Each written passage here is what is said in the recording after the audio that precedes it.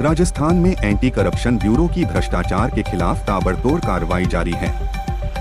प्रदेश में एक के बाद एक सरकारी कर्मचारी रिश्वत लेते हुए पकड़े जा रहे हैं। हालांकि फिर रिश्वतखोरी के मामले थम नहीं रहे हैं। रिश्वत लेते हुए अब ताजा मामला जोधपुर से आया है, जहां पर एक थानाधिकारी रिश्वत लेते हुए गिरफ्तार किया गया। जानकारी के मुताबिक थानाधिकारी 50,000 रुपए की रिश्वत लेते पकड़ा गया है। फिलहाल एसीबी की टीम आगे की कार्रवाई में जुटी हुई है।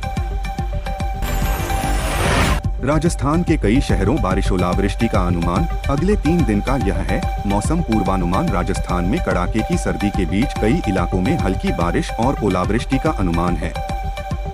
राज्य में बीते 24 घंटे में सबसे कम न्यूनतम तापमान 3.8 डिग्री सेल्सियस संग्रिया में दर्ज किया गया। मौसम विभाग के अनुसार एक नए मौसमी तंत्र के प्रभाव से जनवरी के 15 से 16 को बीकानेर, जयपुर, भरतपुर, अजमेर व कोटा संभाग के कुछ भागों में बादलों की गरज के साथ कहीं-कहीं हल्की बारिश होने का अनुमान है। इस दौरान ओलावृष्टि भी हो सकती है। बरेली के विकास भवन में हुई दिशा की बैठक में जिले के सभी जनप्रतिनिधि मौजूद रहे। उस दौरान सभी जनप्रतिनिधियों ने एक सुर में कहा कि जिस किसानों ने 2 लाख या इससे अधिक के धान, गेहूं या अनाज बेचा हो, उसका राशन कार्ड निरस्त करके पात्र व्यक्ति का राशन कार्ड बनाया जाए।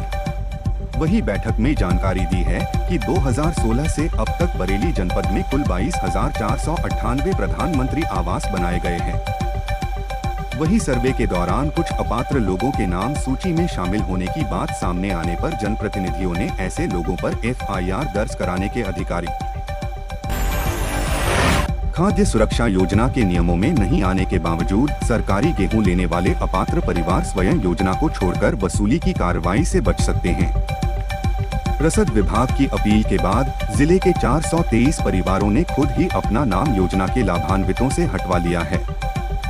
लेकिन अब भी बड़ी संख्या में अपात्र लोग योजना का लाभ ले रहे हैं। रसद विभाग ऐसे परिवारों की जांच में जुट गया है। 31 जनवरी के बाद ऐसे अपात्र परिवारों से विभाग वसूली करेगा। वसूली की कार्रवाई से बचने के लिए विभाग ने 31 जनवरी तक खुद ही योजना को छोड़ने का मौका। राजस्थान की भजन लाल सरकार ने एक महत्वपूर्ण निर्णय लिया है, जिसके तहत भवन निर्माणकर्ताओं को अब स्थायी बिजली कनेक्शन सुविधा प्रदान की जाएगी।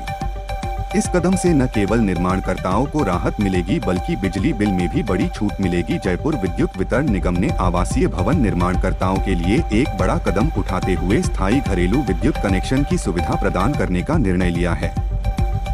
यह फैसला ऐसे आवेदकों को राहत प्रदान करेगा जो स्वयं के उपयोग के लिए आवासीय भवनों का निर्माण कर रहे हैं। इस संबंध में आवश्यक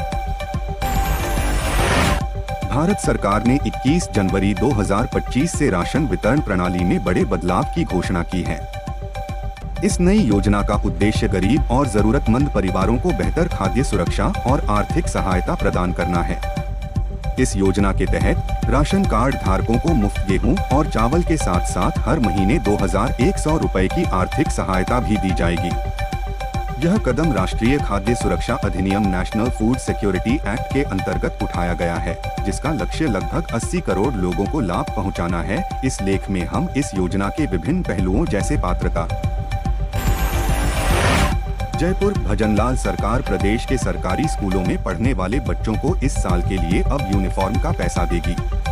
पिछली सरकार में यूनिफॉर्म की गुणवत्ता को लेकर कई सवाल उठे थे। इसको लेकर पिछली बार शिक्षक संघ ने भी सरकार से सीधे पैसे दिए जाने की मांग की थी। वहीं अब पिछली सरकार की गलती से सबक लेते हुए भजनलाल सरकार ने इस मांग को स्वीकार करते हुए आदेश जारी कर दिए हैं। यह पैसा डीबीटी मोड में दिया जाएगा। इधर सेशन पूरा होने में महज 3 महीने से भी कम का समय बचा है और सरकार की अब नींद उड़ी है। धर्मशाला जिले के राशन कार्ड धारक वीरवार से अपने राशन कार्ड अनब्लॉक करवा सकते हैं। उपभोक्ता को पहले ई-केवाईसी करवानी होगी। इसके बाद राशन कार्ड को अनब्लॉक करने के बाद उचित मूल्य की दुकानों पर संबंधित व्यक्ति को ई-केवाईसी करवाने की सूचना देनी होगी।